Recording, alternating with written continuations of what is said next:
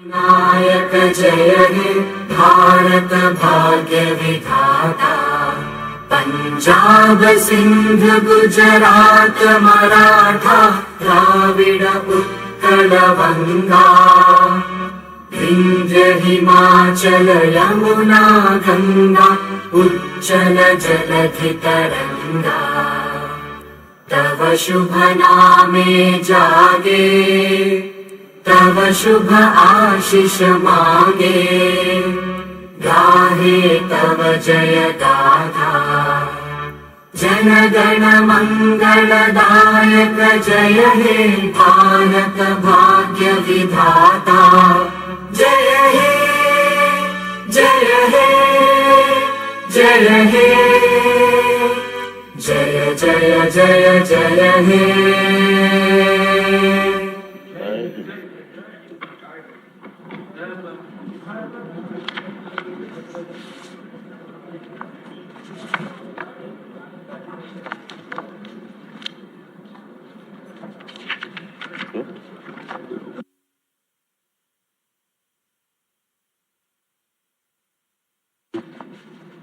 గౌరవ సభ్యులందరికీ నమస్కారం అండి. 16వ శాసనసభ 6వ సమావేశానికి వచ్చేటండి సభ్యులందరికీ స్వాగతం, సుస్వాగతం.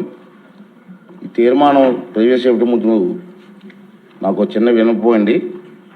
సభలో చర్చించే అంశాలపై సభాపతి స్థానంలో ఉన్నవారు సాధారణంగా తమ అభిప్రాయాలను వ్యక్తం చెయ్యరు. కానీ ఈనాటి సమావేశం ప్రాముఖ్యత దృష్ట్యా ఒక సగటు తెలుగువాడిగా నా ఆవేదన అభిప్రాయాలు పంచుకోదలిచాను. 5.5 కోట్ల మంది ఆంధ్రుల ఆకాంక్షలను ఈ పవిత్రమైన సభ ఒక ప్రతిరూపం. ఈరోజు ఈ సభ మన రాష్ట్ర ప్రగతికి ఎదురయ్యే సవాళ్లను శాశ్వతంగా తొలగించే యజ్ఞం జరగబోతుందని నేను భావిస్తున్నాను. ఈ పవిత్ర యజ్ఞంలో భాగస్వాములయ్యే భాగ్యం మనందరికీ లభించింది. 2014లో నడి సముద్రంలో చుక్కాని లేని నావలాగా కొట్టుకోమిట్లాడుతున్నటువంటి నూతన రాష్ట్రాన్ని తీరం చేర్చే ఒక చారిత్రాత్మక బాధ్యతను తెలుగు ప్రజలు దార్శనికుడిగా అయినటువంటి చంద్రబాబు నాయుడు గారికి అప్పగించారు. ఆయన తన అపార అనుభవాలను రంగరించి రాష్ట్రాన్ని ప్రగతి బాటలో నడపడానికి ఒక సమగ్రమైన ప్రణాళిక సిద్ధం చేశారు. అందులో భాగంగా సత్వరం శాశ్వత రాజధాని నిర్మాణం అవసరమని నిర్ణయానికి వచ్చారు. అత్యంత ప్రజాస్వామ్య పద్ధతిలో అందరినీ సంప్రదించి భౌగోళికంగా రాష్ట్ర కేంద్ర బిందువు అయిన అమరావతిని రాజధానిగా అభివృద్ధి చేయాలని ఆ రోజు నిర్ణయించడం జరిగింది. చంద్రబాబు నాయుడు గారి నాయకత్వం మీద అపారమైన విశ్వాసం చూపుతూ ఈ ప్రాంత రైతులు తన సారవంతమైన సాగు భూములను రాష్ట్ర అభివృద్ధికి కోసం త్యాగం చేశారు. ఆ విషయం మనందరికీ తెలుసు. అన్నదాతల అండతో, ఆశీర్వాదంతో, వాయువేగంతో, మనోవేగంతో రాజధాని నిర్మాణ పనులు కూడా ప్రారంభమయ్యాయి. దురదృష్టవశాత్తు 2019లో ఆ ప్రగతి రథానికి అడ్డంకులు ఎదురయ్యాయి.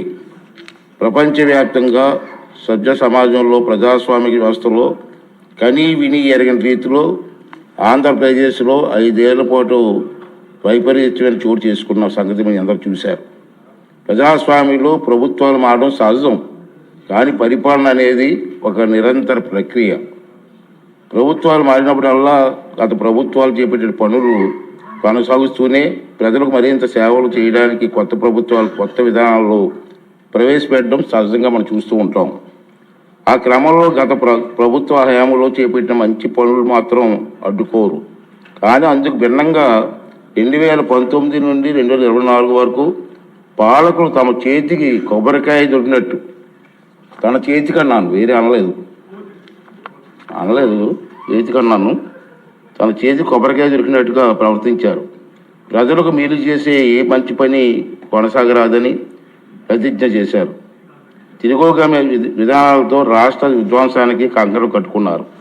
దురదృష్టవశాత్తు వారు అప్రజాస్వామిక ప్రగతి నిరోధక పోకడల వల్ల రాష్ట్రం కనీసం 50 ఏళ్ళ వెనక్కి వెళ్ళిపోయింది. పాలకులకు కూడా మతి భ్రమించవచ్చునని, వారు విధ్వంసానికి పాల్పడగలరని ప్రజలు ఊహించారు. పర్యవసానంగా రాష్ట్ర భవిష్యత్తు అగమ్య గోచరమైంది. రాజధాని కోసం భూములు ఇచ్చిన రైతులు వీధిని పడ్డారు. ఆత్మ గౌరవానికి మారుపేరిన రైతులు అవమానాలు పాలయ్యారు.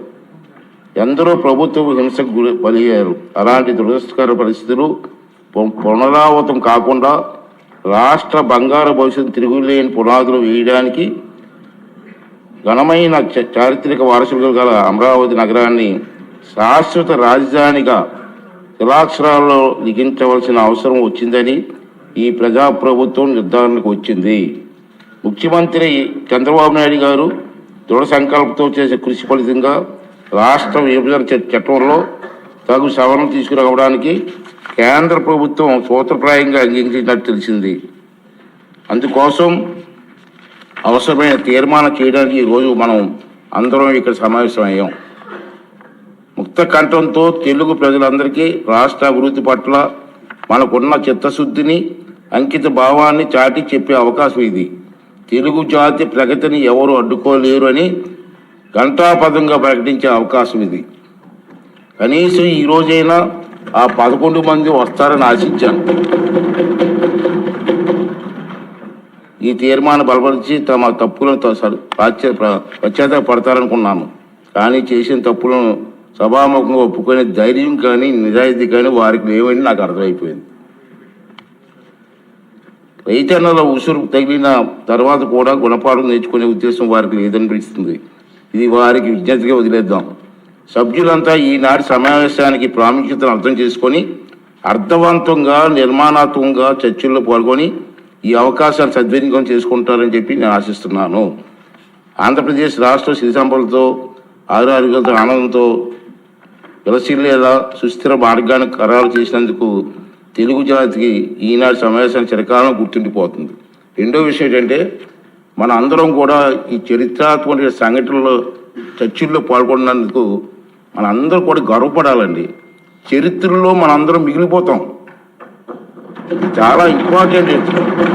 ఆ రాబోయే తరాల వారికి కూడా ఈ సభ ఇటువంటి మంచి తీర్మానం చేస్తుందని చెప్పుకునే పరిస్థితి మనకు కల్పించింది. దీని అందరూ కూడా అర్థవంతంగా చర్చలు పాల్గొని మరి వీరందరికీ సహకరిస్తారని ఆశిస్తూ ఇప్పుడు గౌరవ ముఖ్యమంత్రి గారు ప్రభుత్వ తీర్మానాన్ని ప్రవేశపెడతారు.